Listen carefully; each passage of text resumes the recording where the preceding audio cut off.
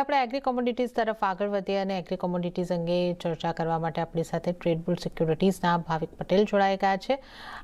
ભાવિકજી, મસાલા પેકમાં દબાણ સાથેનું કામકાજ આપણને જોવા મળી રહ્યું છે। એક ધાણા પોઝિટિવ, બાકી આપણે જોઈએ તો જીરામાં દબાણ બનતું દેખાઈ રહ્યું છે, હળદરમાં દબાણ બનતું દેખાઈ રહ્યું છે। કઈ રીતે મસાલા પેકને હવે આપણે આગળ જોવું જોઈએ? મસાલા પેકમાં આઈ થિંક જીરું મને હજી પણ ખરાબ લાગી રહ્યું છે, કારણ કે અરાઇવલ સ્ટાર્ટ થઈ ગઈ છે અને જે એક્સપોર્ટની ડિમાન્ડ જે છે એ વીક છે।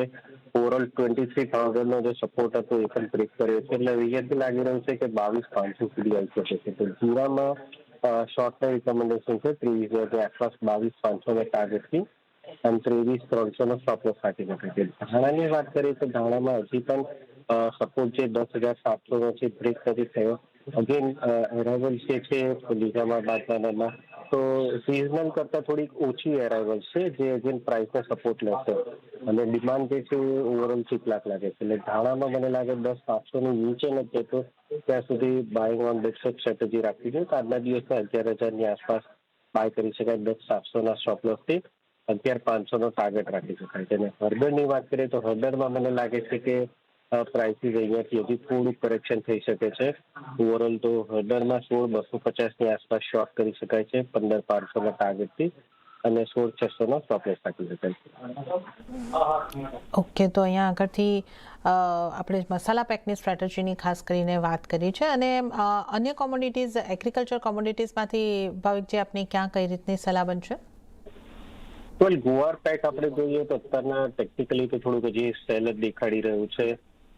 ઓપન ઇન્ટરેસ્ટ પણ આપણે જોઈએ તો સબસ્ટેન્શિયલી થોડુંક વધ્યું છે અને પ્રાઇસીસ આપણે જોઈએ મેજર મંડી ખાસ કરીને રાજસ્થાન અને હરિયાણામાં તો એમાં ઇન્ક્રીઝ થઈ ગઈ છે અને ડિમાન્ડ આપણે જોઈએ તેના ક્રશિંગ મિલ્સ છે તો ત્યાં ડિમાન્ડ થોડીક ઓછી દેખાઈ રહી છે। આઈ થિંક જ્યાં સુધી ક્રૂડ ઓઇલના પ્રાઇસ ના થતા ત્યાં સુધી મને લાગે છે કે ગમનો પ્રાઇસ હજી વધશે નહીં, એટલે અહીંયાથી થોડુંક સીડ અને ગમમાં કોશિયસ છે। ગમની વાત કરીએ તો આઈ થિંક ગમમાં 10,050ની આસપાસ શોર્ટ કરી શકાય છે 10,000ના ટાર્ગેટથી, સ્ટોપ લોસ રાખી શકાય 10,100નો। અને સ્પીડની વાત કરીએ તો સ્પીડમાં પણ અહીંયાથી હજી થોડુંક કરેક્શન દેખાઈ રહ્યું છે 5,500ની આસપાસ શોર્ટ કરી શકાય છે 5,400નો ટાર્ગેટથી અને 5,520નો સ્ટોપ લોસ રાખી શકાય છે। કે તો આ એગ્રી કોમોડિટીઝમાં કેવી રણનીતિ ક્યાં રાખવાની છે એની આપણે ખાસ ચર્ચા કરી છે અને ભાવિકજી, આપનો આભાર અમારી સાથે જોડાવા બદલ અને એગ્રી કોમોડિટીઝ અંગે ચર્ચા કરવા બદલ।